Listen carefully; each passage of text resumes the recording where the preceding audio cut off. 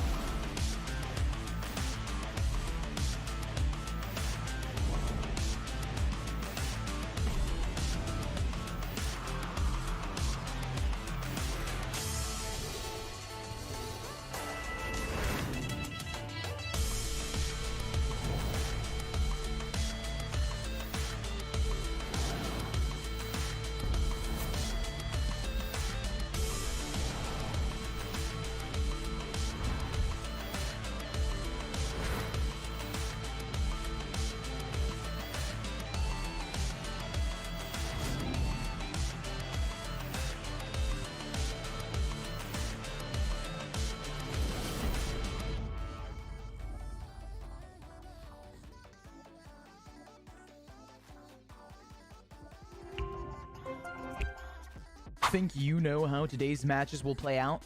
Prove it with Division 1 pick'ems. Follow along and put your predictions to the test. Each week, you can make your picks for both Valorant and League of Legends, or just stick to your favorite game. Predict the winners of our future matches and choose the players you think will have the biggest impact. Every correct pick earns you points. The more points you score, the higher you climb on that leaderboard. At the top, you'll find prizes waiting for you at the end of the split. It's easy to play, adds excitement to every match, and keeps you connected with the action all season long.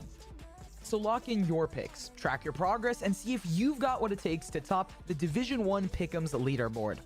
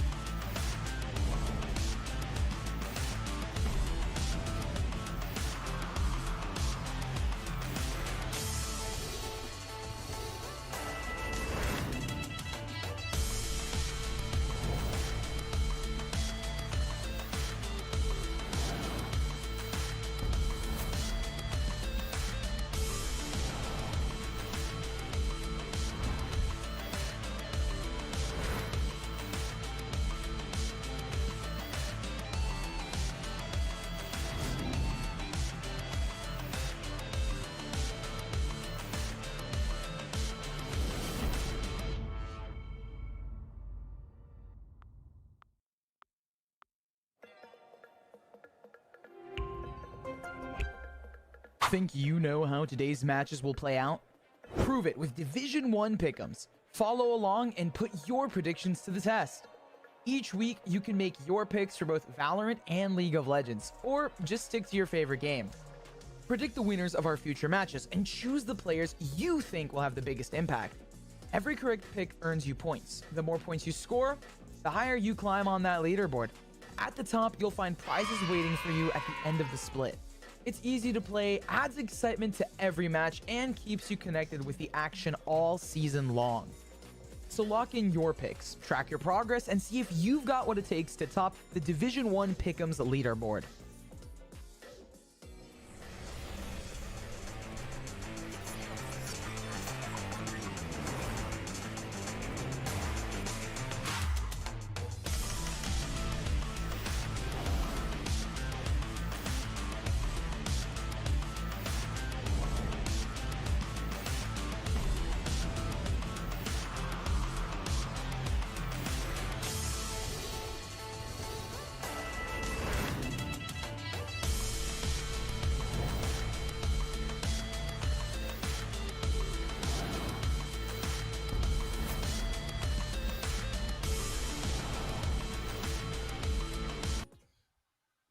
What's going on, everybody? Welcome to the seventh and final week of the Division One regular season. We got two series broadcast simultaneously today. You are tuned in to West Virginia taking on Winthrop, but of course we do have Utah taking on Boise State over on the other stream, as these games are going to determine who the final entrant into the Division One playoffs is going to be. My name's Gordo. I'm joined by Alk Battery on the cast today. And Alk, we've got ourselves one more series until we can say it is time for playoffs. If there was ever a day, I'm going to ask people, if you have two monitors, split it up. If you've only got one monitor, it's okay. We still love you.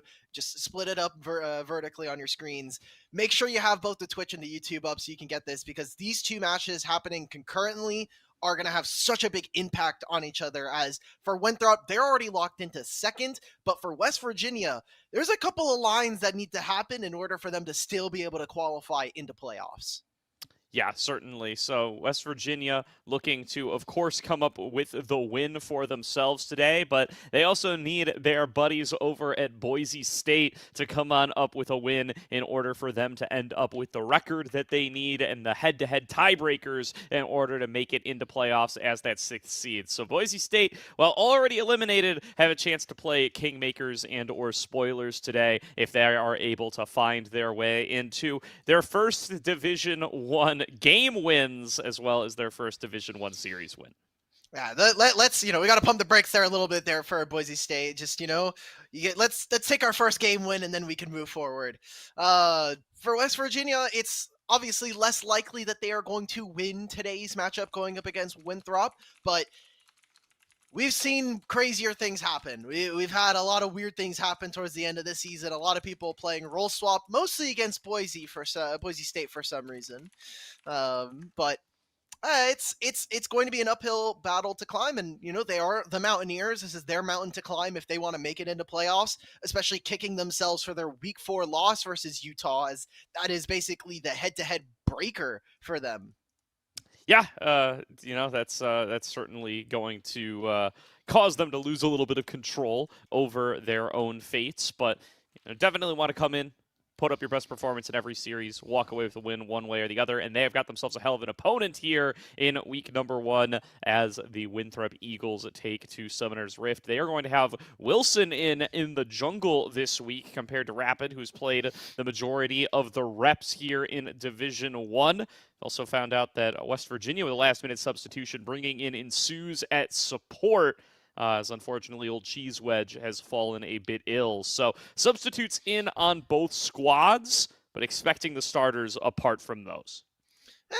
Wilson, I think it's funny that he gets to start the season versus Maryville, and then he gets to end the regular season playing against West Virginia.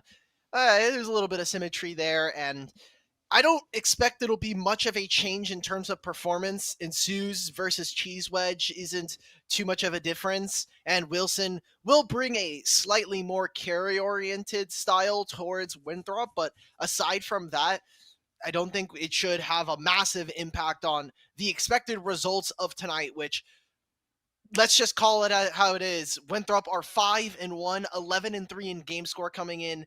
West Virginia have only won 3 games and lost 10. They are 1-5 in the standings. It's their only win up against Boise State. I think it's kind of showing and telling that what we had at the very beginning of the season was we have a top 3 and then we have a bottom 5. And the people who are going to be scrapping for those last places into playoffs, it is a top 6 that makes it in. Every single one of those losses could have potentially given them something a little bit more leeway going in. Yeah, certainly. So going to have to see what is going to be brought out from the red side in game number 1 as West Virginia look to make what's going to be a hell of an upset over the course of this season. It feels like we have a very strong top 2 in Division 1 this season. Maryville and Winthrop having only really struggled up against one another and having very easily dispatched with the rest of their opposition throughout the split. We'll see if that stays true for the Eagles today as they lead off banning away Sauer's Talon to start off their draft. Well, how come Joby gets the name in the bracket, but Wilson doesn't get his? Don't worry, Ice. I'm on to you. Well, I think taking away carry jungles is interesting because I don't feel like most of the other players from West Virginia are all that scary, especially from a laning perspective. So I think getting rid of the only maybe kind of flex points and maybe the Talon jungle, maybe you're scared of, I don't want to say Hecarim, but like the weird stuff that Joby is going to pull out could be, an angle there for the Mountaineers. Absolutely could be. Nico going to join that ban list. Aurora taken away from Sword / Denethor. We've started to see him take the Aurora up into the top lane just a little bit more frequently over the course of the last couple of weeks. Alistair going to round things out as one that has been picked by Ensues frequently when he has come into the lineup.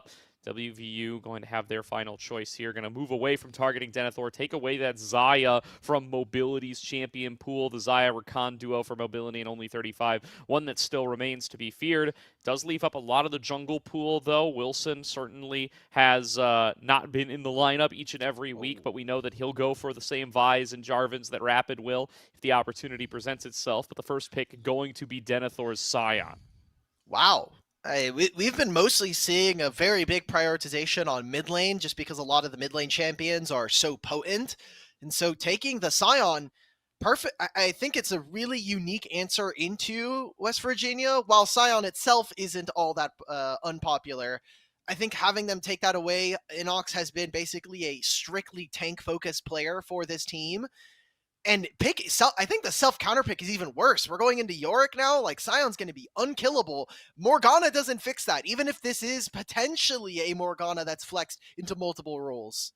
I would expect this is Aeolios Morgana. I think this is going to be a great pairing with a lot of Sours kind of carry-style junglers. They've played this composition before. They've paired it up with Jack's jungle. They've paired it up with the Fury jungle. I think it works well with both of those picks. They're going to have their pick of the litter. But Wilson busting out the Kiana, one of the earliest North American adopters of the Kiana jungle, was playing this just last ACL on his run with most of these same teammates, and pairing it up with Sword, who's likely going to be piloting the Mel. And it's going to be Caitlyn, actually, so you may have made the call with the flex there, Alk. It could very well be a Morgana Caitlyn bot as a traditional kind of pokey, bursty duo.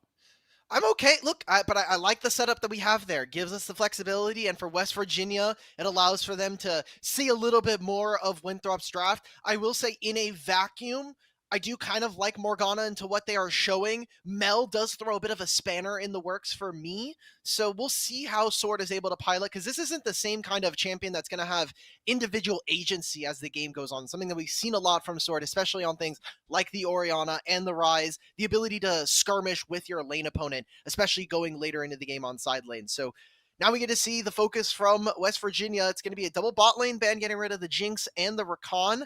If you're getting rid of Rakan, it tells me that Morgana is not going into bottom lane, so wonder what pairings they're looking for here. Yeah, there's definitely still some flexibility available for that Morgana. I do want to immediately call out Rebuttal on Dark Binding, Rebuttal on Ace in the Hole. Very funny. Very funny options available for Sword this game. We'll keep an eye on if he's going to be able to execute there. Thresh going to confirm that it is going to be Morgana moving over to the mid lane and up against no visible bot lanes. They will opt in for the Warden right there. They do lock in the Nami, looking like a Lucian Nami angle for Mobility and only 35. And oh boy, what a lane that would be up against Caitlyn Thresh. So who's killing Scion this game? 5-item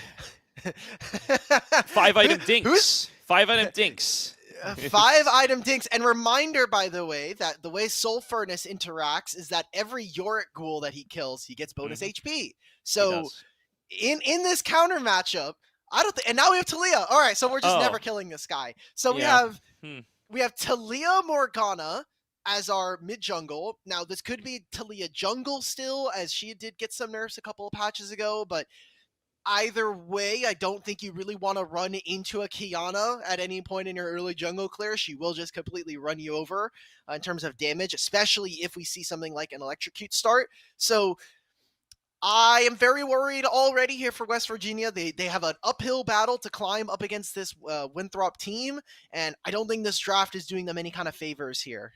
Yeah, I'm pretty confident it's going to be the Taliyah jungle, the Morgana mid, just because that's what we've seen these guys pilot so far this season. No Morgana jungle games for Joby/Sour, no Taliyah mid games for Aeolios either. Perhaps the more surprising of those two. But we have seen them play the champions as they are currently allocated. So it's going to be a tough matchup for Joby in particular. I'm a little worried about what happens if you run into Kiana jungle and a Dark Alley as this Taliyah.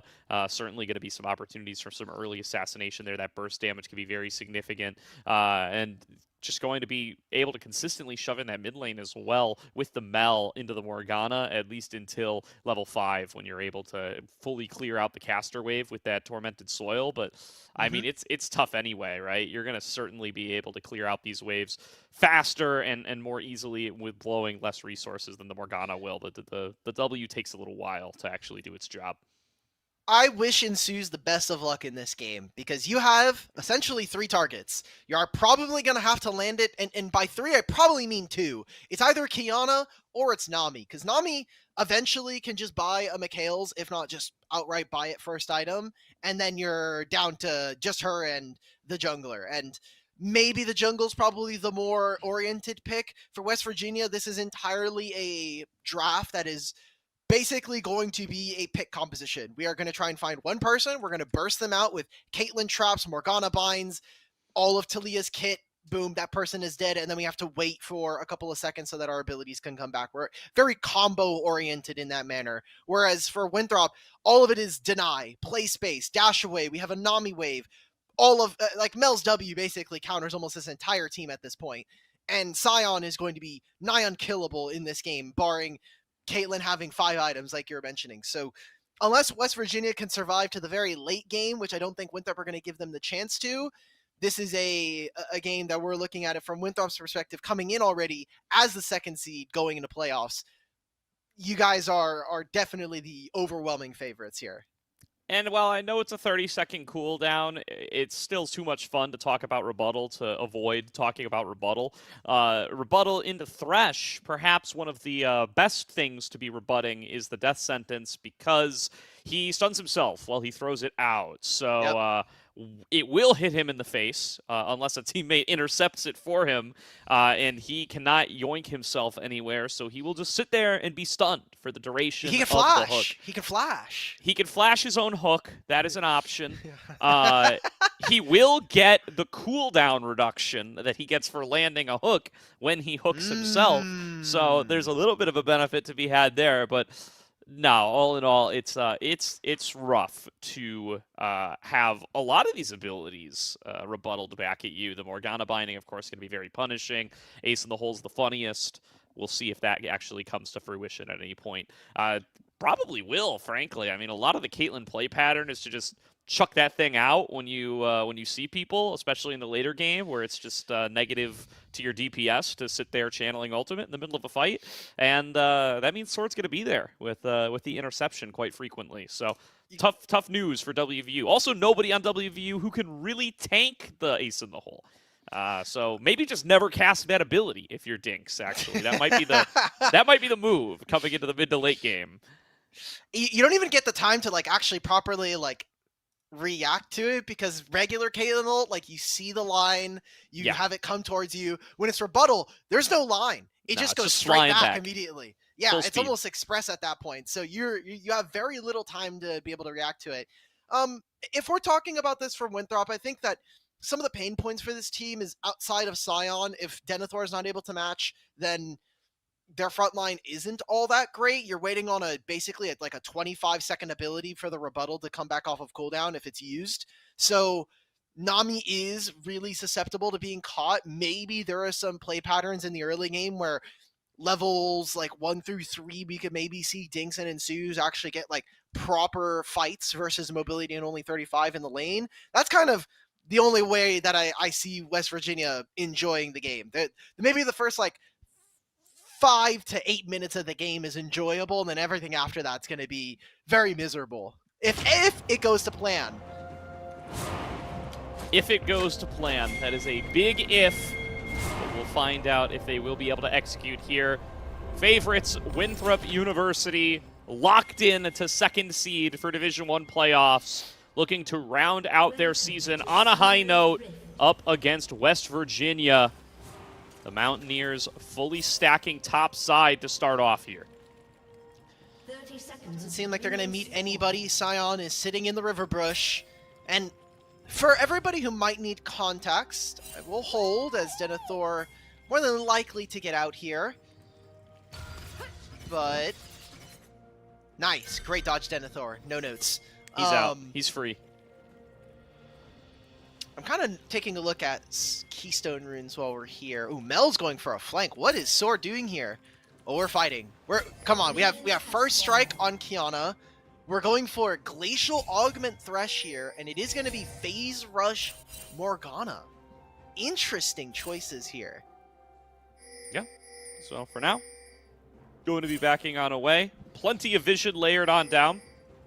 Winthrop managed to navigate their way on over into the enemy jungle to match that vision without actually 5-stacking. They also get a ward down on the blue buff, so they have full vision of everything Joby is going for in this early game. As now, the laning phase will begin in earnest. Let's see if Joby will be able to evade running into Wilson for his initial clear here. See if he goes for a early invade. I mean, you're playing Kiana. You can get over this Dragon Pit wall if you want to try to avoid vision. There's a lot of wards littered here from West Virginia's side. All of it in the top side. So making sure that Inox and the rest of the team knows a general idea as to where this Kiana can be. I wanted to get real quick back to the standings because what does it mean that Winthrop get to be locked second? Well, they get a bye similar to Maryville into the first round of playoffs, so that's great for them. For West Virginia in that last 6th place seeding, it is so important because whoever is 6th seed is going to be playing up against St. Clair. So whether it is West Virginia or Utah is, I don't think, going to change the result, but obviously being able to make it to the postseason of the very first season of Division 1 is great. Oh, an early gank coming through from Wilson. Falls low, but is able to take out Joby. Now Aeolios going to be the next target. Wilson not dissuaded by the low health bar. Nearly takes Aeolios down. The flash will be able to keep him up and alive. Denethor trading with Inox. Nearly going to be able to take him out as well. Gets that last proc of Grasp of the Undying. And now dicey territory for this early game. Yorick running out of mana, slowed up by the Mocking Shout. Flashes away from that smash. And there goes Denethor, flashing under tower to claim the feat of warfare as Dinks has dropped down to the bottom lane. In the meanwhile, it's Winthrop across the board. Oh, we may not be done. Joby's going to look for a Scion here. Now, Wilson can come through. It'll take a little bit of time for him to get there. Looks like there might just be a Dark Harvest proc. Ooh, Soul Furnace did come on through, was able to tank up a little bit more of that damage. Joby is 1 Q away, flashes over the smash, and Joby will pick up the first kill of the game for WVU, but Wilson arrives to the scene, connects the ice element, and sets up for Zombie Scion to pick up a quick kill. Sword almost on a solo kill onto Ilios. Winthrop University taking no slowdowns, pulling no punches. Well, Joby is now completely screwed. Like, we went for 1 kill in mid, died, we did 3 camps, and now we just lose all of our top side. He got his Raptors and then moved into that play, got the kill on the Denethor. I hope the 300 gold was worth it, because as a jungler, and especially as Talia jungle, you're going to lose so much. Wilson is really well paid in this game, even if it's just 2 assists. He's going to get red buff. Maybe they even look for this dive onto Inox, and he'll be able to take Prugs after. Yeah, I mean, this guy's got no flash. He's going down nice and easy. Denethor with his 3rd of the game on this Scion at 4 minutes and 30 seconds. Sword with the first demonstration of that very fun rebuttal.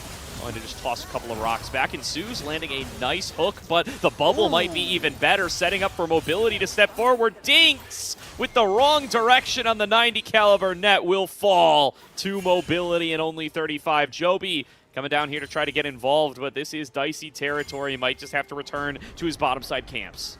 Does Inox even get to really walk back up to the... Yeah, he walks back up. It's auto attack with Grasp, plus the shield, and maybe a decimating smash. He's half HP. Denethor is halfway to level 6 at this point. Massive leads coming in for Winthrop this early into the game. It is 5 minutes, and it is 6-1. Great rebuttal there from Sword. Like, everything is going right here for Winthrop, and this is exactly what we expect from one of the top programs here in Division 1. I want to call out that, you mentioned Soul Furnace and how easy it is to stack up on the ghouls. Denethor is at like 230 stacks here, 260 now. That is more than a Ruby Crystal, so forget those 3 kills of gold. He's got about an additional kill and a half of gold value just from the Soul Furnace passive. And yeah, I mean, you stack it on champions too. Forget the ghouls. He's stacking it on Inox as here comes Wilson for another gank, and that's his first of the game. 306 Scion Soul Furnace stacks. My god. Look, I just want to see what this first back is, because there's a Tunneler, which means this might be like an Overlord's Blood Mail. It could just be like a, I don't know, like a Sterix. We're probably going to be having a lot of fun looking at builds this game, as West Virginia are just getting pummeled. It is 6 minutes and we have a 4,000 gold lead. Nice that double play there from Ensues, kind of setting up onto only 35, but Dinks just doesn't have the follow-up damage here. 2 swords, not enough, as Ensues steps up, still just trying to create a little bit of space for this fight. Gonna have to flash away from the bubble. Joby coming in for an attempted turn back around onto the Winthrop University bottom lane. Only 35 has to flash away from the seismic shove. Mobility returning fire. A double bubble from only 35 will not block the built-over Peacemaker. It's a 1-for-1 trade, but that kill credit going on to only 35 means it's a win for WVU. All right, we're finding some avenues. I think Joby is just sacrificing too much of his jungle camps. Your lanes might be suffering, yes, but as a jungler, you do have to be able to stand up for yourself. Wilson's already level 6 now. Like, Wilson is 2 levels over this Talia, and it's not going to get easier. They're going to go for another dive here. Joby this time is in the area, but you do not want to be going as a flashless Talia into Kiana. That sounds miserable. Yeah, this is dicey territory, facing down the supreme display of talent that Wilson has access to. He connects it, dodges out on the seismic shove, and he's ready to chase him the rest of the way down. Denethor on a killing spree as another decimating smash connects, and Inox is just here to watch the carnage. He and his maiden are stuck playing spectator mode. They have no place to go. There's the culling coming on out. A great hook there from Ensues, but as many times as we've said that this game, I don't know if it's going to matter, as they are losing more and more of their turret, more kills, and guess what? Wilson has an entire bot side that's been refreshed and completely leveled up here. Ensues' hit rate on this is looking pretty good, frankly, but you just need to be able to get dinks onto some of these power spikes for the combos to matter, and notably not even able to get the trap under him that time. Aeolios nearly falls to the Golden Eclipse, but it will not find its way. If Sword had gotten the auto attack in to help with the execute, maybe that's a kill there. Another 20 CS, thankfully for Aeolios, will have the teleport to get back into lane.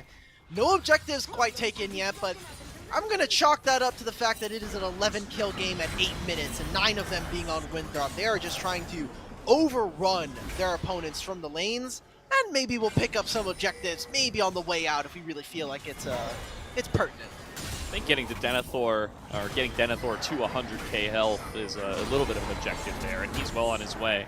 As Inox going to have to flash away there, another smash going to connect. He's locked down inside the procession. Wow. And that'll be enough for Inox to stay alive for now, but I do emphasize for now. Denethor will kill again. And they are going to be able to back him on off for the time being. Joby in the area, but still not strong enough to be able to contest Wilson and Denethor on these grubs.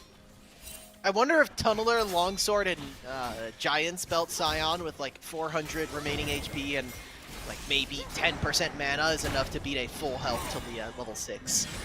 That is an interesting thought. He's foregoing all of his topside camps to make a play for this bottom lane, and they've dove Dinks again. Getting underneath there. Dinks still at full HP, but mobility going to take care of that in pretty quick order. One more relentless pursuit, not enough. Joby left at sub 100 HP, but still standing for now. These minions are going to kill him, though. He can't hold the wave for long. Ignite onto only 35 will let Ensues claim a counter kill, but it's mobility who cleans house at the end of the day. The new grub buff going to help him take down these towers, and 3 plates plus 5 kills makes a very scary Lucian. Look what happens at 10 minutes here, by the way. So, in completed Imperial Mandate, which is going to make this matchup even worse, if you didn't think it was possible. He started with the 1v1. Nice flash out of the bindings. And there we go. That's Aeolios down.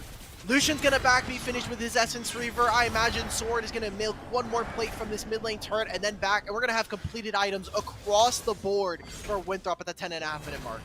Denethor flexing a bit here, just ignoring the farm, ignoring the ghouls, all in on just beating on Inox for the foreseeable future. There goes the Maiden. My man is now Maidenless and will continue to lane up against this scary Scion. In the meanwhile, a 3-man squad in the bottom lane setting up. Might even catch out only 35 here. Blast cone's over the wall, but Ensues knows that this is coming. Oh, it's going to be Joby, though, who auto-attacks first. Only 35. The second he gets a whiff of the incoming gank, flashes over the wall.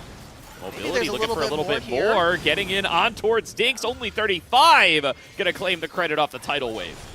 All right, so if any West Virginian representatives could please contact either Slade or the rest of the Division 1 staff.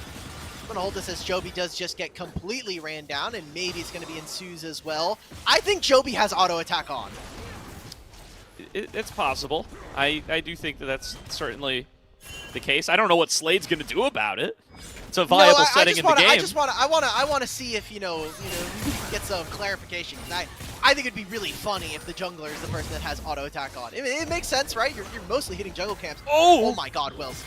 Jesus, Wilson dude. With one ability missed, and that is the difference between another kill and not.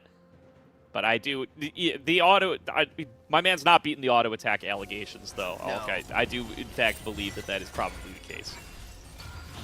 Does Wilson decide to go for it? No, they're maybe looking to see if they can make a play on this mid lane wave. Let's see if we can get some more turrets. It is 12 minutes, by the way. 17-3, and bot turret's almost dead. Enox got solo killed again, and so this will be the first turret following at 12 minutes. They can now rotate this Lucian into mid lane. Now, Gordo, I know that this is supposed to be, you know, the expected result in terms of Winthrop beating on West Virginia. But what I really want to see here is, can Mobility get 2 items before Dinks finishes 1? I think it's certainly possible, but Dinks working on that It is collector. true. It's pretty cheap. Might be able to get there in time. Denethor's 1 versus 3, by the way. That's going to be 1 kill into Denethor's pockets. Now, can he make it even more? Good dodge on towards the death sentence. Ensue's going to lose some of his hit rate stats off of that one. Inox throwing down the ghouls to try to fight on back. The ghouls, they're just going to give him even more health. Ensue's going to take another decimating smash, not going to suffer the knockup, but Denethor gets the soul furnace, gets even more poke. Inox, Ensues, and Joby pull out all the stops to try to gank this Scion, and Wilson is just going to clean them up for it. Mobility going to come up to pick up the 3rd kill, and Winthrop University, their top laner's unstoppable in this lane. Are they about to get 12 plates in this game? They got all of the 5 in bottom lane and in top lane, and they've got 3 in mid. That is an insane amount of gold here for Winthrop. They're trying to make a play on the sword. Yeah, Rios. yeah, that's just not enough damage at this point. You are way too far behind. Dinks, by the way, when I was calling for it, had to farm 1 more wave. By the time he got his collector, Mobility had already finished 2 items. Very disgusting stuff here coming on through, as Winthrop are absolutely destroying West Virginia in this first game. Mobility nearly gets Inox finished off there, sitting here at 150 HP. For what? For what reason, Inox? As down he goes. Mobility going to be able to pick up another one, and this inner turret is not long for the world. Oh boy. Well, this is exactly what I wanted to see from Winthrop. I didn't want to see slow early games. I didn't want to see things that, you know, gave me a little less confidence about this team. I want to see a team that is in form and is demolishing the 6th place team as potential favorites to go into finals.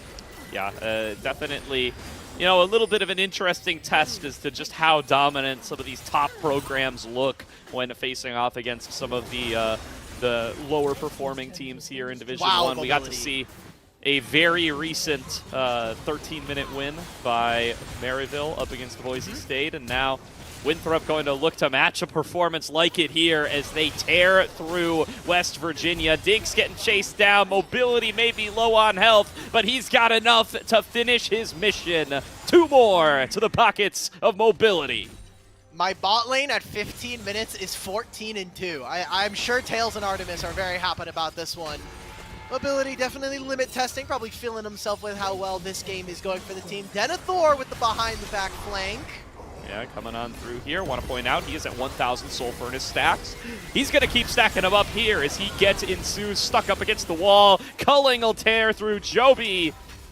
And Winthrop now have a 5 versus 3 push onto the top lane inhibitor. We're going to get a 20,000 gold difference game because they still have to take at least 3 turrets to finish the game. They're Oh my currently god! 17,000. Jesus Christ, Denethor.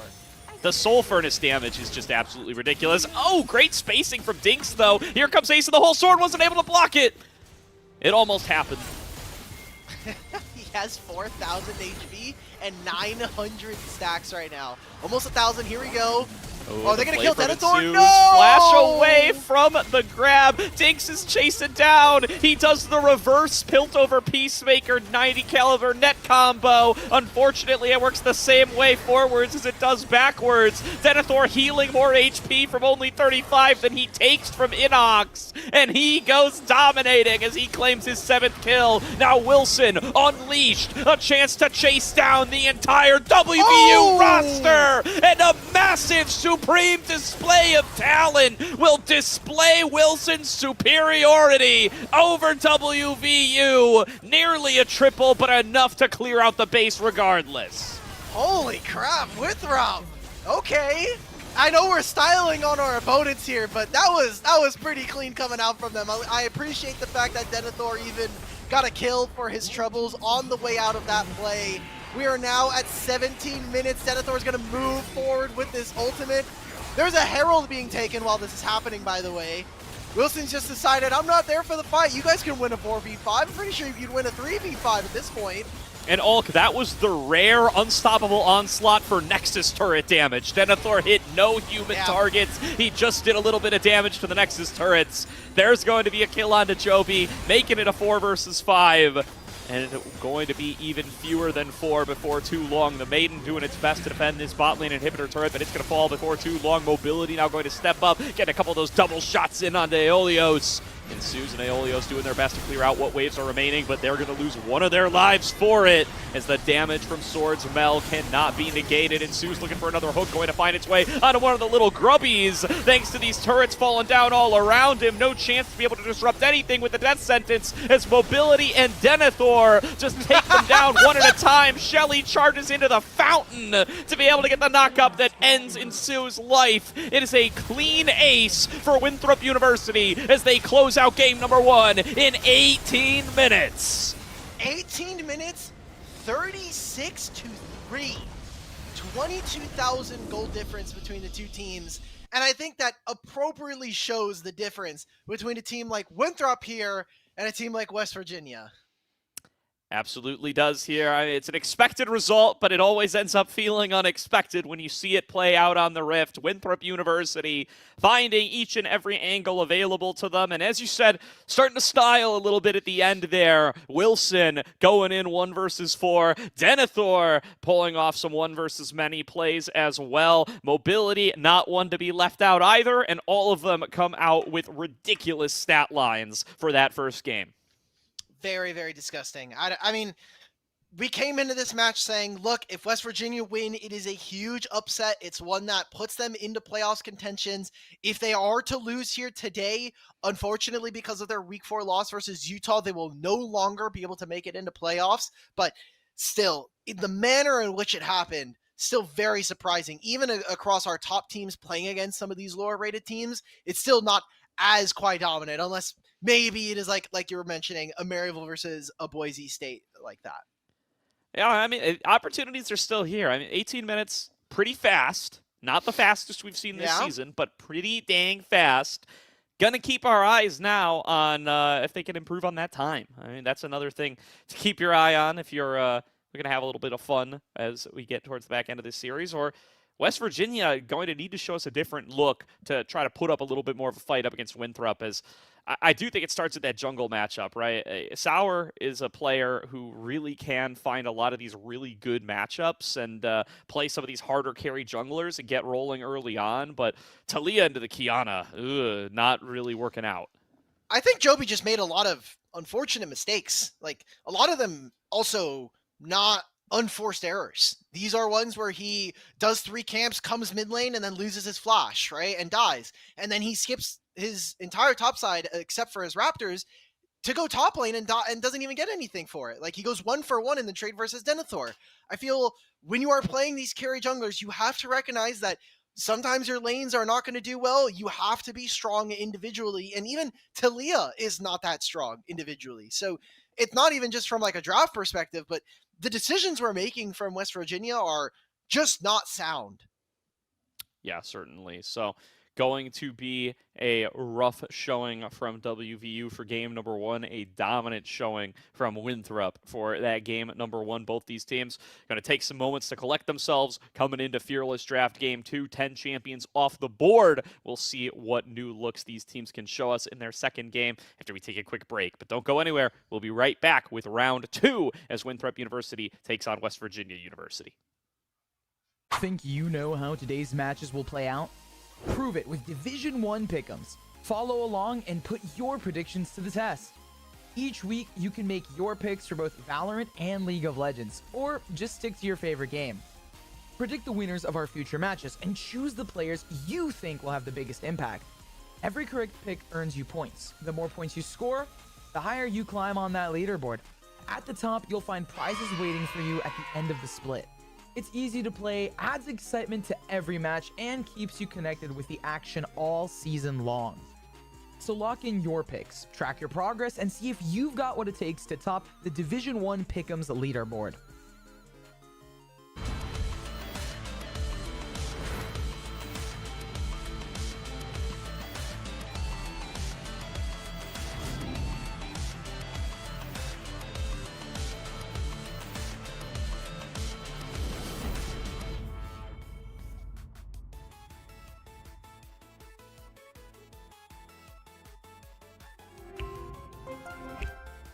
Think you know how today's matches will play out? Prove it with Division 1 pick'ems. Follow along and put your predictions to the test. Each week, you can make your picks for both Valorant and League of Legends, or just stick to your favorite game. Predict the winners of our future matches and choose the players you think will have the biggest impact. Every correct pick earns you points. The more points you score, the higher you climb on that leaderboard. At the top, you'll find prizes waiting for you at the end of the split. It's easy to play, adds excitement to every match, and keeps you connected with the action all season long. So lock in your picks, track your progress, and see if you've got what it takes to top the Division 1 Pick'ems leaderboard.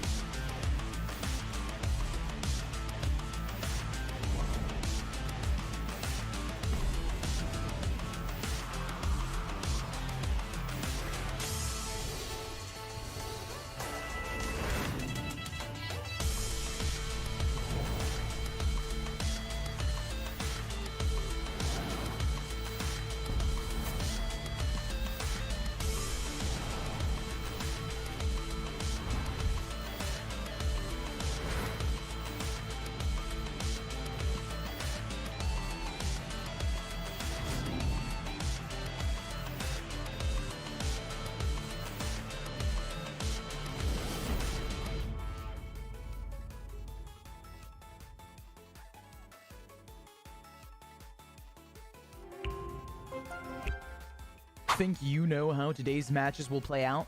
Prove it with Division 1 pick'ems. Follow along and put your predictions to the test. Each week, you can make your picks for both Valorant and League of Legends, or just stick to your favorite game. Predict the winners of our future matches and choose the players you think will have the biggest impact. Every correct pick earns you points. The more points you score, the higher you climb on that leaderboard. At the top, you'll find prizes waiting for you at the end of the split. It's easy to play, adds excitement to every match, and keeps you connected with the action all season long. So lock in your picks, track your progress, and see if you've got what it takes to top the Division 1 Pick'ems leaderboard.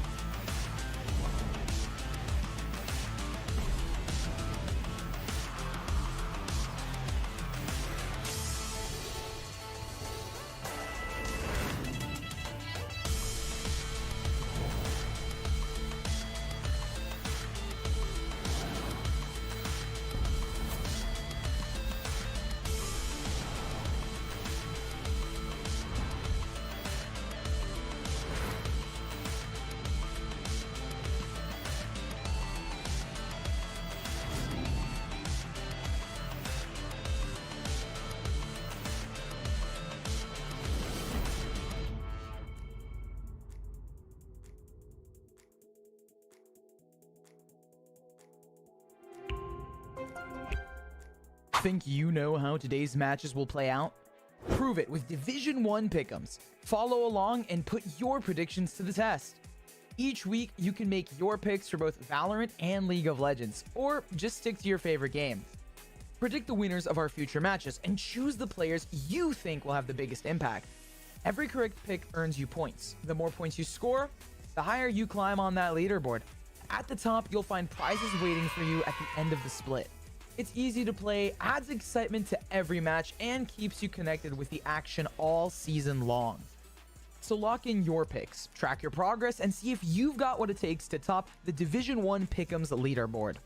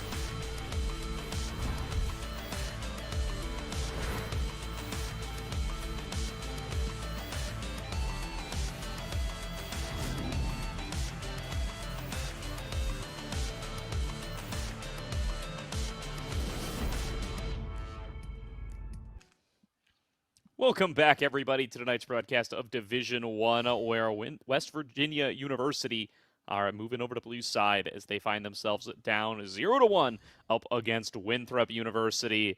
Winthrop looking very strong in that game number 1.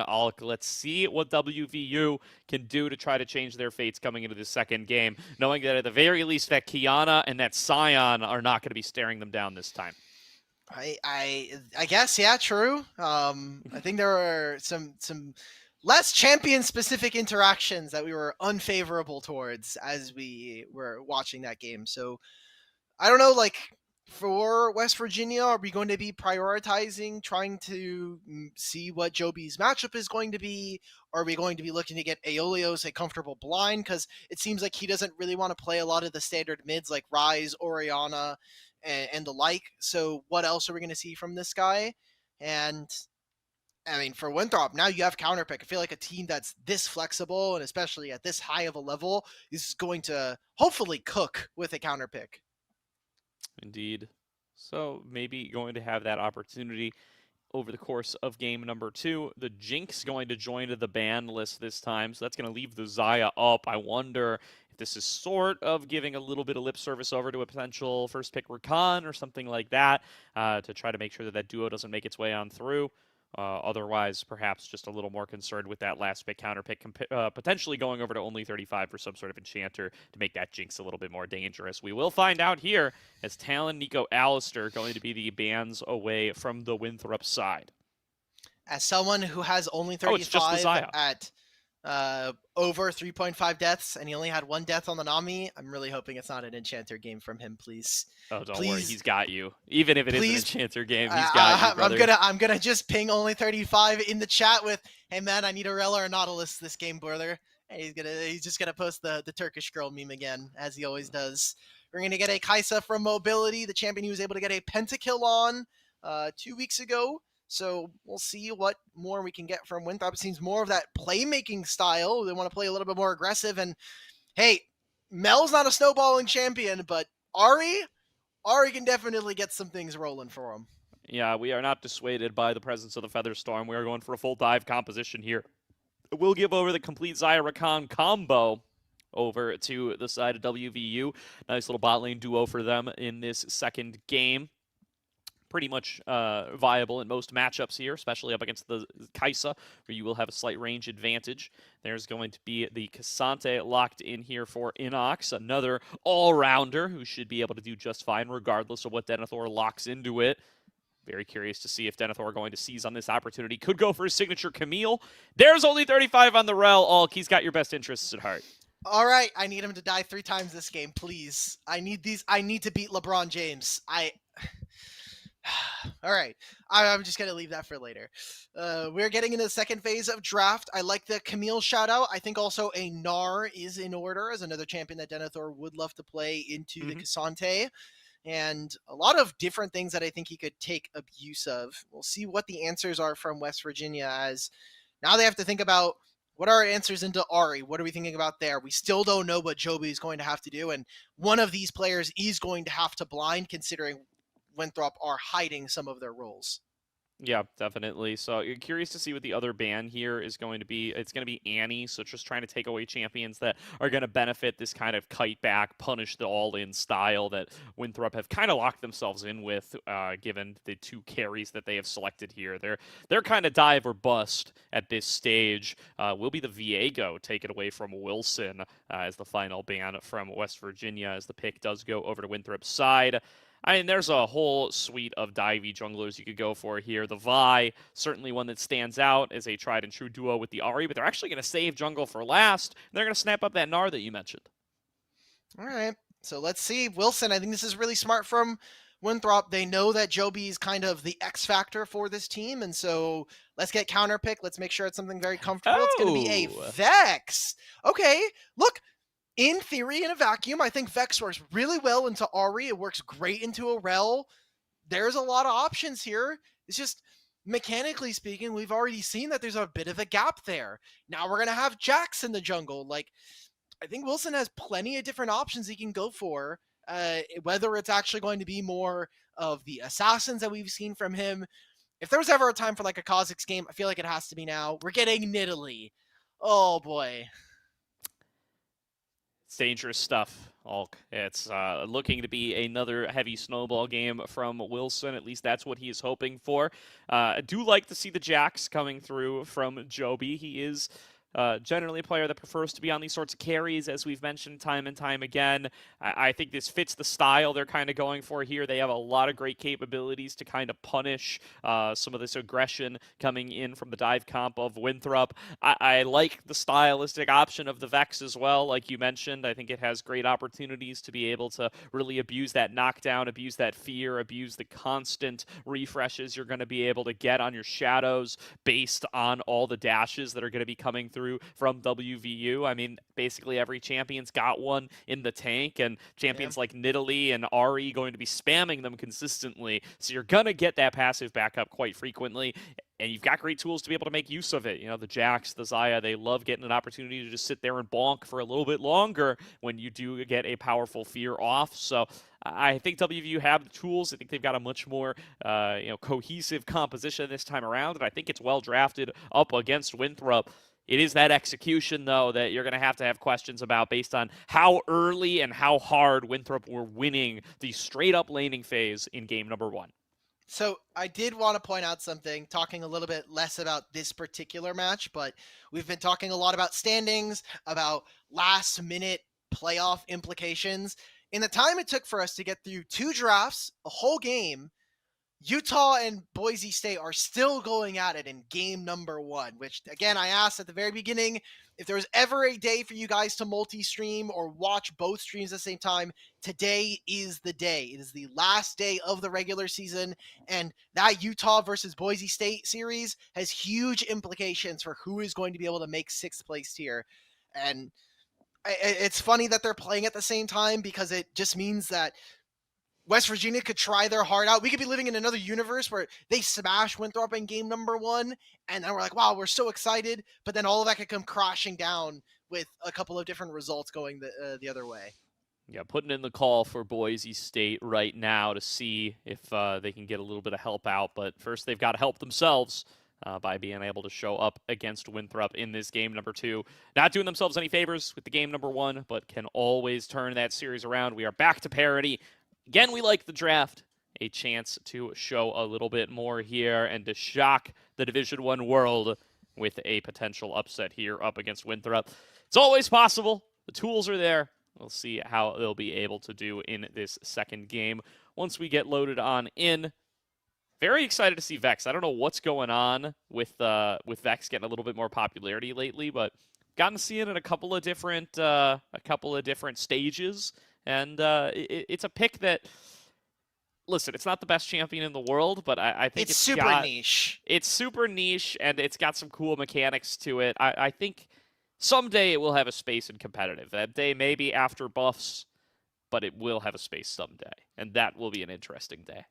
I mean, I agree. Vex is a interesting enough champion that it probably deserves a little bit of more explanation as to why it's maybe missing. I'm going to assume that a lot of it has to do with the fact that I think that Vex's laning phase can be a little weak, especially because her spells are really telegraphed and very slow.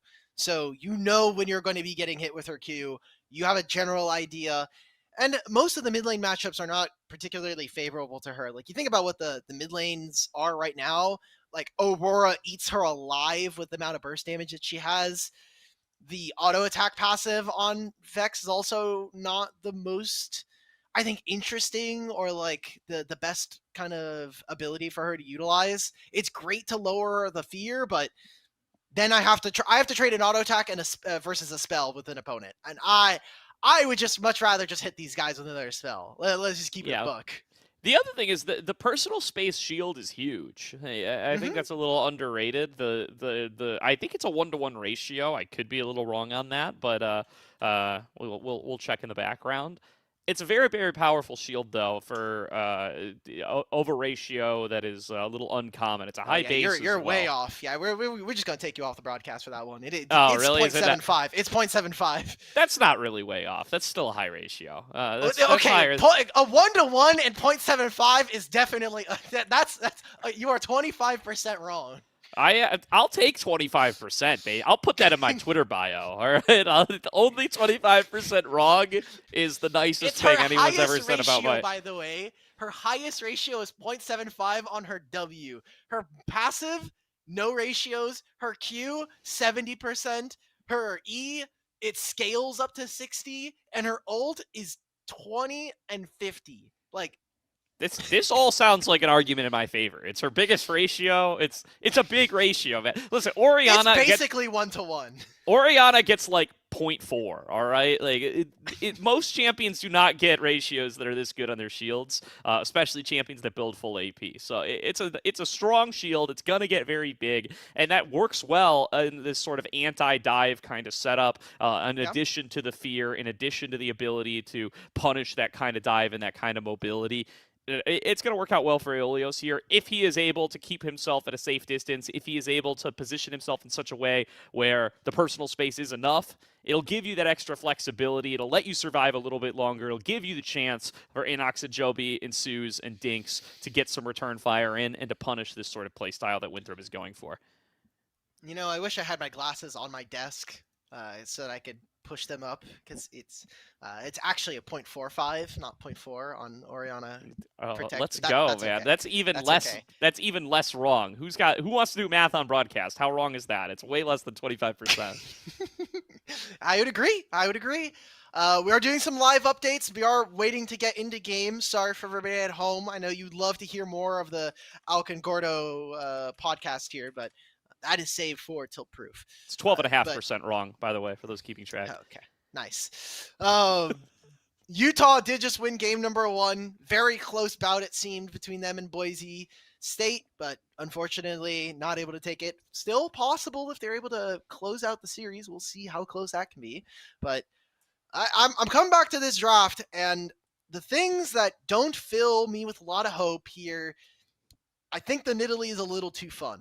I think the Nidalee, like, the poke isn't super, like, the only people it's relevant on is maybe this bottom lane and Vex. Maybe if she had a 1-to-1 shield, maybe she can kind of buffer some of that. Jax is okay with jumping onto this back line with his counter-strike. Cassante is never going to care about damage if he can actually get to a point in the game. But that's the thing, right? The big ifs. What hoops do we have to jump through? Because Denethor is going to run this guy in lane yet again. Very possible. I am curious. I guess we'll find out because we're getting ready to get onto Summoner's Rift here.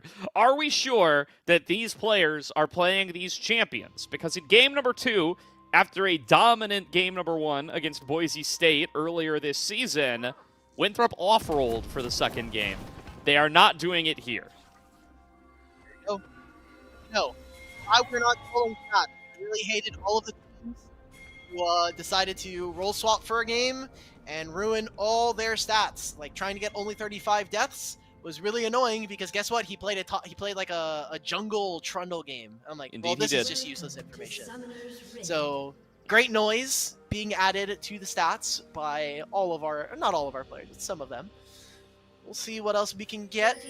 We haven't talked too much about pick'ems all day. I know I brought up only 35, but Rapid at 8.5 kills. Cheese Wedge, who's not here, at 8.5 kills, only 35, 3.5 deaths. And then Sue's at 7.5 deaths. I feel like we have definitely crossed at least the kill and the death mark for Rapid and Ensues. Bold choice to have both Ensues and Cheese Wedge on there, given that they play the same position. Well, considering last week Cheese Wedge played mid, that's not even necessarily the case. Yeah, that is true. But what the? all right, well, only 35 has been on a secret mission while we've talked this entire early game, and we're gonna call that mission successful as he does walk away. Okay, Helios is still here. I think that was just a spec issue. Yeah. All right, we're good. We're good. I thought that was Dinks for a moment, and I was like, it should you know have been what? Dinks. If there's anybody who's gonna leave after a level 1 invade like that, it should have been the AD carry. Like, to be honest, I would have completely sponsored that play. To be honest, Aelios, I get it, brother. It happens. All right. Sometimes you have one of those early games. Your bot lane's already dead. 1.5 minutes in, and it's like, oh, my AD carry died. All right, well, tough. That's It's gonna be one of Well, those. You just lost 35-5 in the previous game in 18 minutes, and now this happens. It's tough.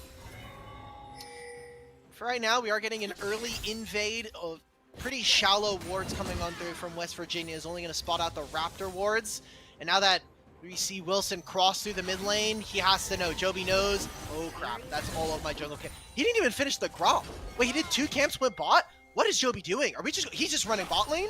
We're just going, are we going for grubs? Okay, so we're going to take at least Krugs here, but I think this is a really big mistake coming on through from Joby. You are going to be so poor from the jungle position if this gank does not go your way.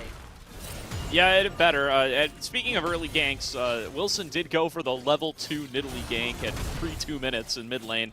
Didn't work out, but the thing about the Nidalee is that Spear is all you need. Here is Joby sending it all for this gank. Let's see if it's going to work out for him. Only 35 going to go for the early flash. They're going to go in onto a mobility instead, though, opting to get both summoner spells versus chasing a kill that may not come to fruition. Only 35 trading back heavily onto Ensues. All in all, no gold from that gank, but feeling pretty good about the summoners they were able to obtain, and Joby's not done. He's going for another round. Double stun from Joby. Knockup comes through from Ensues, and it's a kill to Dinks. West Virginia on the board. There we go, and a second one goes over. Now, what does Wilson get from this? That's a huge spear that lands. He's hunting Joby. What a great counter-strike. Gets away from the execution of the takedown. And now Dinks still at a pretty good health total. Going to step up and start firing some feathers away in towards Wilson. Spear dodged away from by Joby. Do want to call out Sword, picked up a solo kill in the meantime there. So they're really trying to make up for some lost time on this bottom side of the map. Wilson not willing to give up on the play. Who's hunting who? The javelin will not connect, and both parties will decide to retreat. All right, Joby played that mechanically really, really well. Used the counter-strike to dodge the mount-up from only 35, so the flash was essentially useless at that point.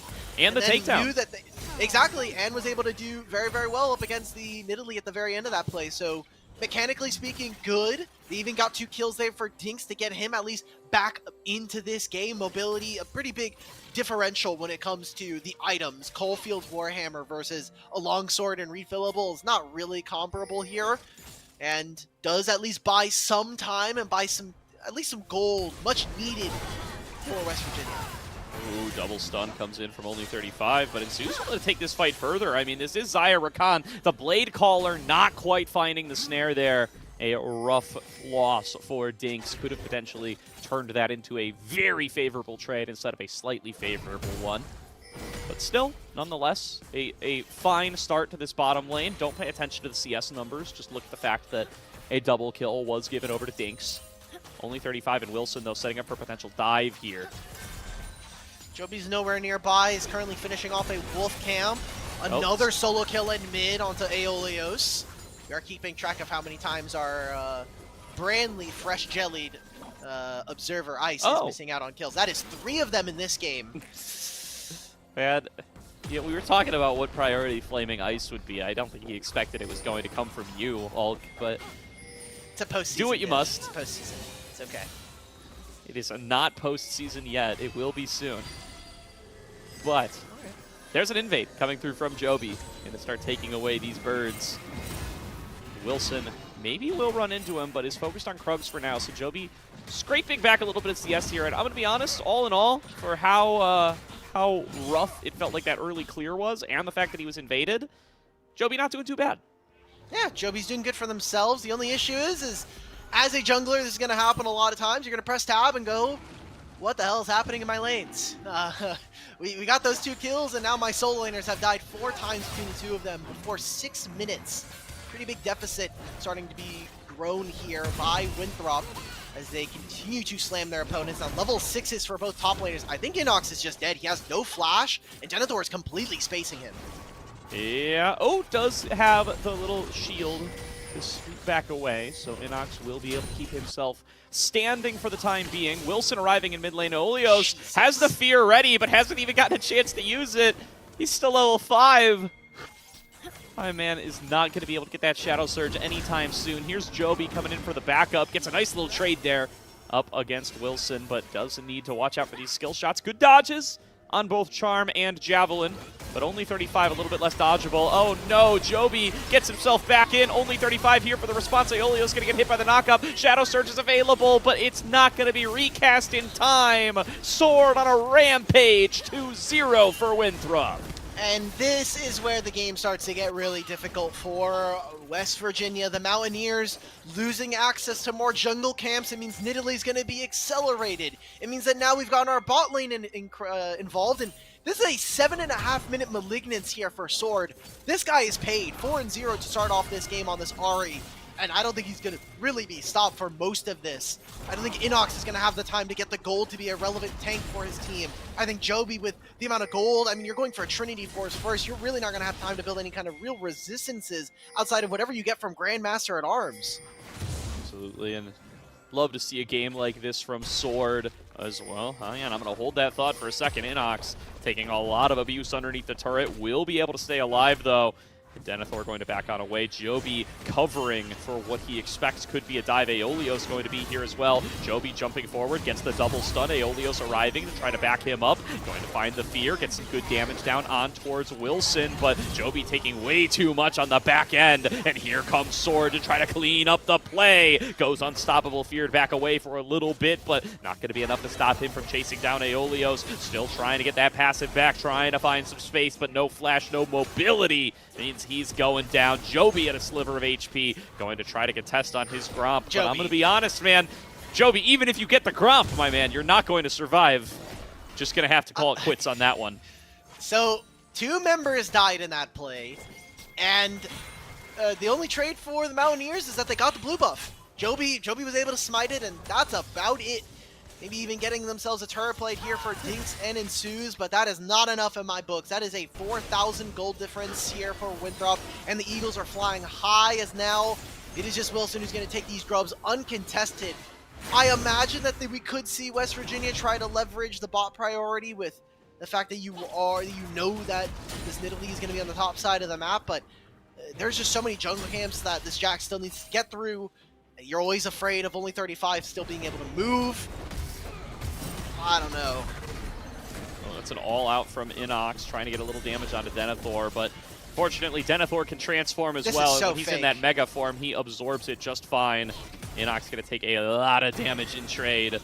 Now it's time to focus on the Dragon. Joby already starting it up, but it's going to be a 3 versus 3 at the very least. Mobility coming into the backside. Sword as well. Over the wall. Not going to be able to finish off the kill with the Orb of Deception. Has used all of his Spirit Rush charges already. Mobility going to end up stunned up, but he is going to be able to return fire. Sword goes dominating. Another stack on the Spirit Rush to rejoin only 35 for this upcoming fight. Charm connects onto Ensues. Into the back line goes Mobility, and Spirit Rush still active for Sword. Means they're going to chase for some more. Aeolios falls. Dinks the last one standing, pops the barrier, goes for the outplay, and will not find it. Sword is godlike. Winthrop University 13-2.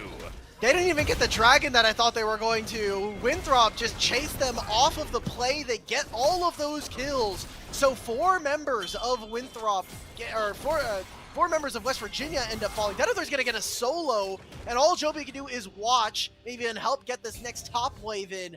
Nothing that the Mountaineers can do to take down these Eagles. And there's a Magi's for Sword. You love to see a game like this from Sword. He's a player that's so frequently relegated to, you know, Orianna duty, control mage duty.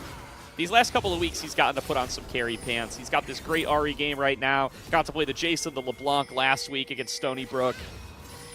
And just trying to show off what he can do individually, despite his role on the team more frequently than not. Wilson going to find himself stunned up here. This is a 3 versus 1. Wilson going to have to flash out to safety. Denethor transformed. Will he go for a fat Gnar here? Could get all 3 if he's willing to risk it all. Looking for the angle here, jumps forward, gets one into the wall. It's Joby, down he goes. Rampage for Denethor, and Sue's next up. Double kill to Denethor. Inox trying to defend this turret. It's not long for the world. He dives in onto Wilson, out of Sliver, flash forward and Tofo strike for the shutdown gold to Inox. But he's soon to be the 3rd one to fall. Great dodge on the Pathmaker from Denethor will make him dominating an unofficial triple kill to the Gnar.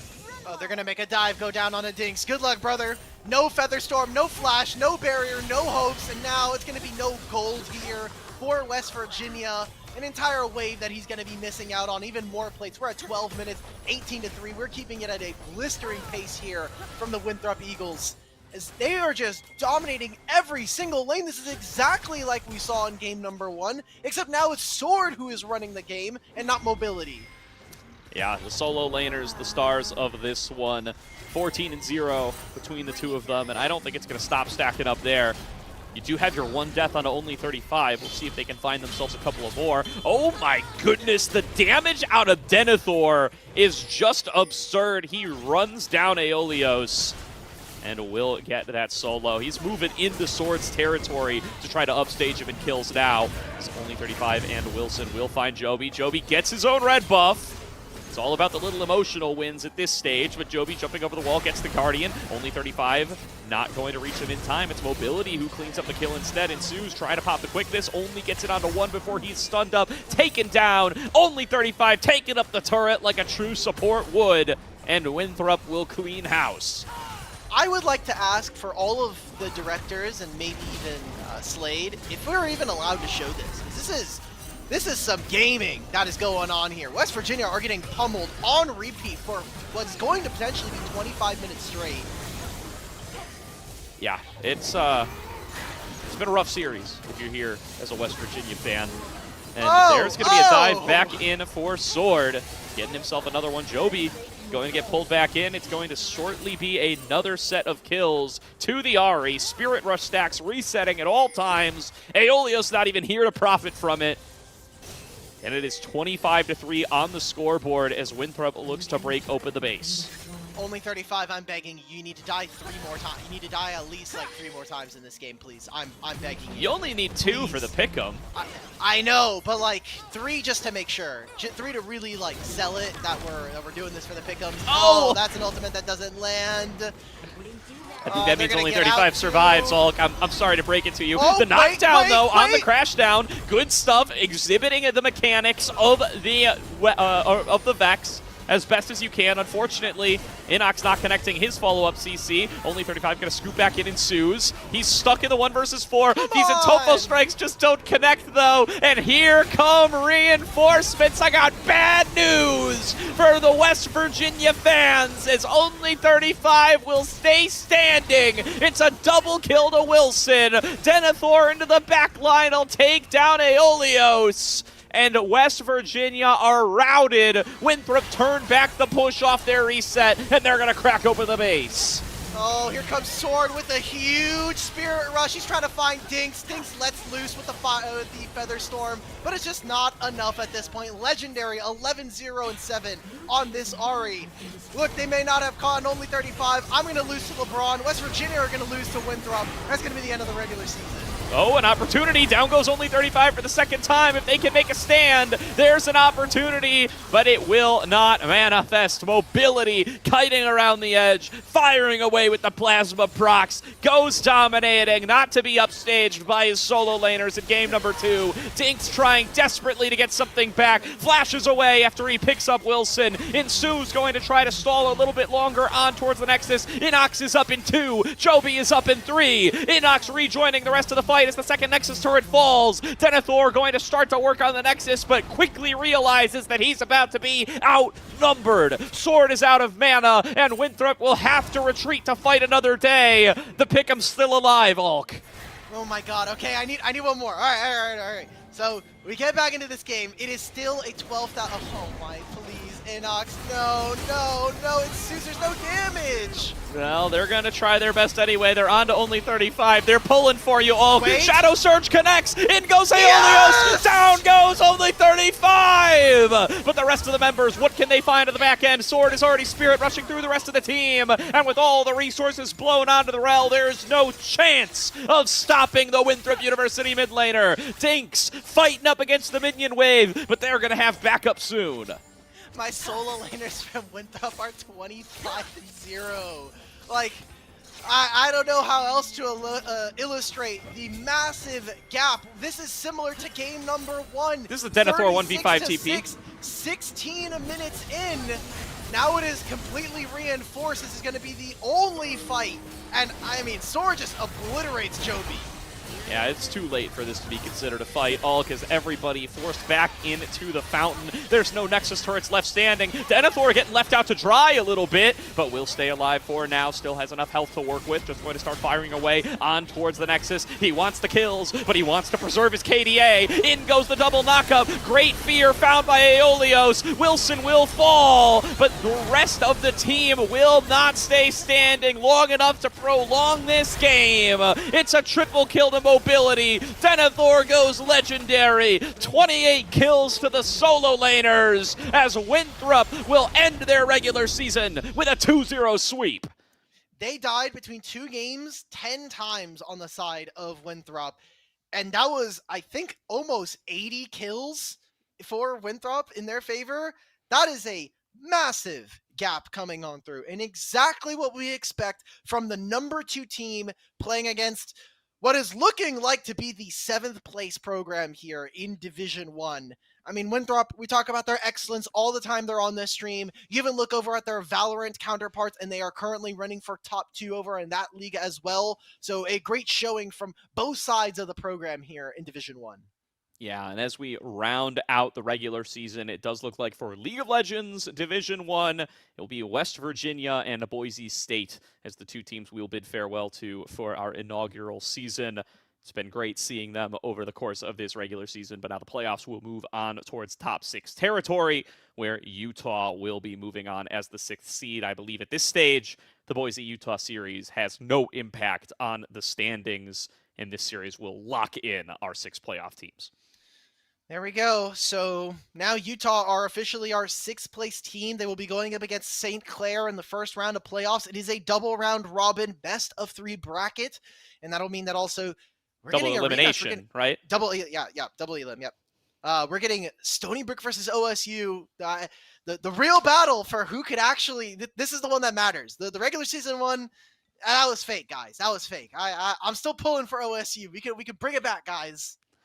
We'll keep coping for 5 Fire until the day we die, but for right now, it's going to be the lower seeded matchup, so we'll have to see if they're going to be able to show up against Stony Brook in that very, very hype series, actually. I think that's going to be a potential big upset there, as I am receiving word we're going to have only 35 for an interview. What a joy. You're going to owe that man some flowers here, Ulk. I wanna say thank you to him. I'll give him thank you when we get him on the broadcast. We're gonna kick it to a short break so we can get the only 35 interview prepped and ready. And when we're back, we'll be talking with the victorious members of Winthrop University. Think you know how today's matches will play out? Prove it with Division 1 pick'ems. Follow along and put your predictions to the test. Each week, you can make your picks for both Valorant and League of Legends, or just stick to your favorite game. Predict the winners of our future matches and choose the players you think will have the biggest impact. Every correct pick earns you points. The more points you score, the higher you climb on that leaderboard. At the top, you'll find prizes waiting for you at the end of the split. It's easy to play, adds excitement to every match, and keeps you connected with the action all season long. So lock in your picks, track your progress, and see if you've got what it takes to top the Division 1 Pick'ems leaderboard.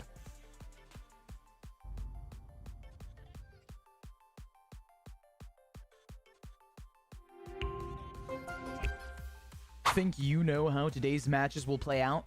Prove it with Division 1 Pick'ems. Follow along and put your predictions to the test. Each week, you can make your picks for both Valorant and League of Legends, or just stick to your favorite game. Predict the winners of our future matches and choose the players you think will have the biggest impact. Every correct pick earns you points. The more points you score, the higher you climb on that leaderboard. At the top, you'll find prizes waiting for you at the end of the split.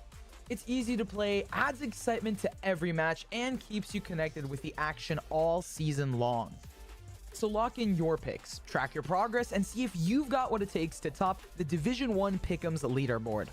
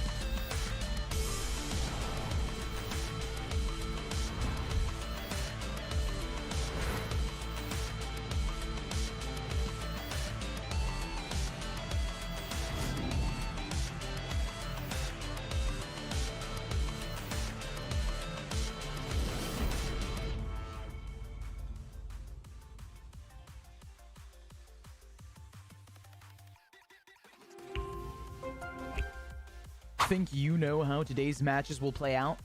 Prove it with Division 1 Pick'ems. Follow along and put your predictions to the test. Each week, you can make your picks for both Valorant and League of Legends, or just stick to your favorite game. Predict the winners of our future matches and choose the players you think will have the biggest impact. Every correct pick earns you points. The more points you score, the higher you climb on that leaderboard. At the top, you'll find prizes waiting for you at the end of the split. It's easy to play, adds excitement to every match, and keeps you connected with the action all season long. So lock in your picks, track your progress, and see if you've got what it takes to top the Division 1 Pick'ems leaderboard.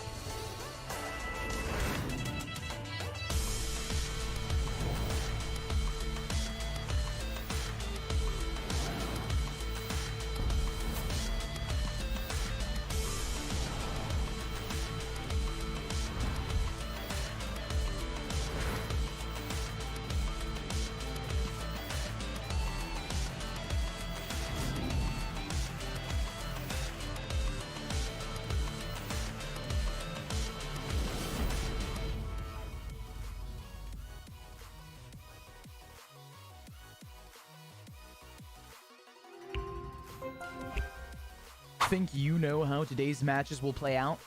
Prove it with Division 1 Pick'ems. Follow along and put your predictions to the test. Each week, you can make your picks for both Valorant and League of Legends, or just stick to your favorite game.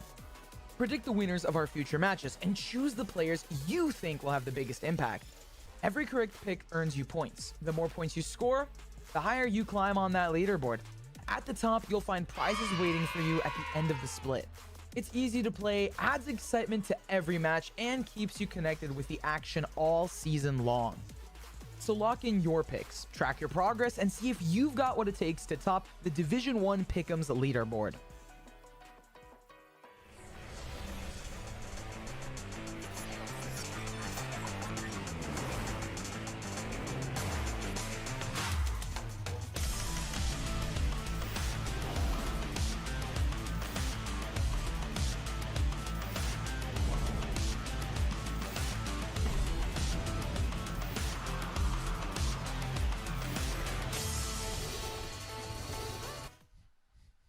Welcome back, everybody, to tonight's broadcast of the Division 1 regular season final week. We are joined by the victorious Only 35. This camera looks frozen, my friend. Yep, Or yep. you're... It's not on Okay. his. I think it's because we changed the link. Okay, I was gonna say, maybe bro the does deck. not blink. I was getting a little scared for a minute Hey! there. Welcome back, Only 35, Hello. to today's broadcast. Congratulations on the 2-0 win. Thanks so much. Finally, I'm not frozen and my microphone is not like low quality, so finally having a regular, decent interview. Yeah. You guys are gonna go in as a second seed, so you'll have a bye going into playoffs. I have been asking everybody that we've had on the show about who we think is gonna be in finals. So, question is up to you now. Who do you expect to see in that last best of 5? I think it's 75% is gonna be Merivale, but they're actually, I think, trying junglers, like who is better, Mm-hmm. who is the most optimal one. So I assume they're gonna be with music and they're gonna be in the finals, waiting for us, or we are gonna waiting for them. You never know. Okay. A follow up here. Sorry, Gordo. You're good. We've had a lot of talk as a broadcast team, and by a lot I mean it's just Shibby, who really believes that St. Clair are going to make grand finals. Is there any? Do you have any opinions on this? Do you think Shibby is a little cracked out on that one, or? I mean, maybe if we will talk about 1 month ago, I will maybe agree because we weren't playing that disciplined, but last 3 weeks we are more disciplined than ever. Like everyone has their peak as a discipline, even though not as a gameplay. I would like to say that. S- So I don't think Saint Clair is gonna finish top 2. No offense, Saint Clair chat, but Good. Okay. All right. Surely at least like 20. If it's 75% Maryville, then surely it's Yeah. like 20% SCC. No, it's how much you give it to Stony Brook and Utah and OSU? For final? Yeah. I mean, as an old You don't Salt have to Lake. give me numbers for every single one. Okay. I mean, as an old Salt Lake person, I would like to say 12, just for the boys. 12. All right, we'll take it there. Well, you mentioned some switching around in junglers there. You guys had a little jungle switch up for today as well. How does having Wilson in the roster versus Rapid kind of change how you guys come into play today? I know you got to see the Nidalee out of Wilson in game number 2. That's always a fun pick. Had a lot of fun on the Kiana there as well. Those are some picks that we don't see too much out of Rapid. So how does that kind of change how the team plays in drafts? For the Wilson and Rapid situation, Rapid has tomorrow a very important exam, so Wilson needs to take a step up. Thank you to dear Vakao, aka Wilson Benoit. Huge carry performance, junglers, as you mentioned, Ken and Nidalee. It was wonderful, 10 out of 10. Yeah, I mean when we have Rapid, we we play more stable, I would like to say, and with the Mr. Wilson Benoit is more fast and 5x. We want to finish ASAP. You want to get out of the lab soon? No, no, no, no. Get out of the I, lab fast? no, no, no, no. I'm gonna stay to study for my microeconomics exam. Ah. Yeah, yeah. All right. Okay. All right. Fair play. I want to thank you for your rel game because Of course. I don't know how much you know about on Div 1. They're on the website. They have a pick'ems. Yeah. So you have to choose like certain things that happen. I had you at the more 3.5 deaths, and I want to thank you because you got us there in the very last game. I know that it was going to be death, man. I was praying for it would be kills, but you prayed for my downfall, and I No, okay, here's the thing. Fine, I it's had okay, let me go find it. There was a week where okay, here it was. There was a week back all the way when you guys were playing against Utah where you were at 4.5 kills. I had you on the over and you screwed me. So I was very sad that you decided to not give me the 4.5 kills. So I am never going to bet over for you on kills until you prove it to me. All right, I mean- you guys are even now. If Low-key so hard to get kills as a support, as you can Just see. seal them, bro. What? Hey, I'm good at stealing girlfriends, not the kills. Ah. All Oh. right. There I'm we kidding, go. I'm kidding, I'm kidding, I'm kidding, I'm kidding, I'm kidding, I'm kidding. you don't have to be. We won't tell. Yeah. All right, only 35.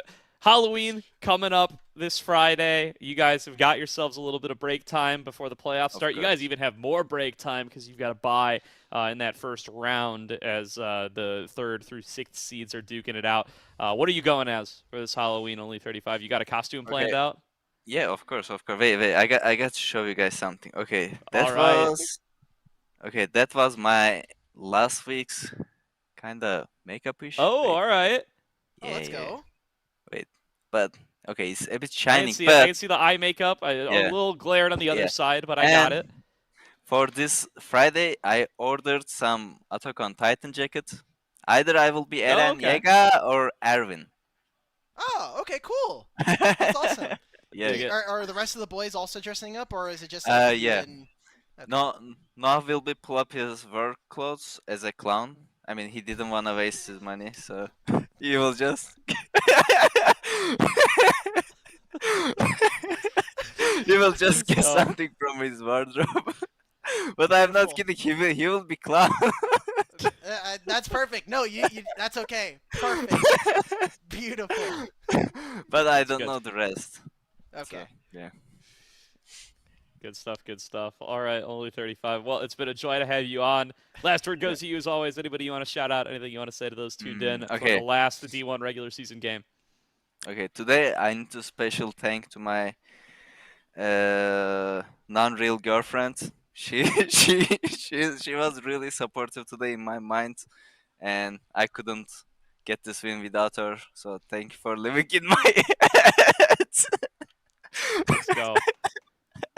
Beautiful. Thank you, Yeah, only 35. of Never course, change. anytime. And Thank best you. of luck in playoffs going forward. Thank you, sir. Have a good Absolutely. night. All right, always good to see that kind of wholesome support on the Division 1 broadcast. And always good to see some wholesome support from the fans back at home. So thank you to everybody for tuning on in for tonight's broadcast. I do believe the series between they still Utah are. and Boise State is still ongoing. So we're going to encourage you all, head on over to the Division 1 Twitch stream, catch the end of that series. The set of playoff lineups has already been locked. Still some great League of Legends action to check out as you get ready for those playoffs, though, now that we know that Utah is going to be in them. So go and head over to that stream, say hi to Yanni and Shibi for us. But that's going to do it for this particular stream. Thank you all for hanging out with Ulk and I this season whenever we've been on, and we will see you guys once again for playoffs. Think you know how today's matches will play out? Prove it with Division 1 pick'ems. Follow along and put your predictions to the test. Each week, you can make your picks for both Valorant and League of Legends, or just stick to your favorite game. Predict the winners of our future matches and choose the players you think will have the biggest impact. Every correct pick earns you points. The more points you score, the higher you climb on that leaderboard. At the top, you'll find prizes waiting for you at the end of the split. It's easy to play, adds excitement to every match, and keeps you connected with the action all season long. So lock in your picks, track your progress, and see if you've got what it takes to top the Division 1 Pick'ems leaderboard.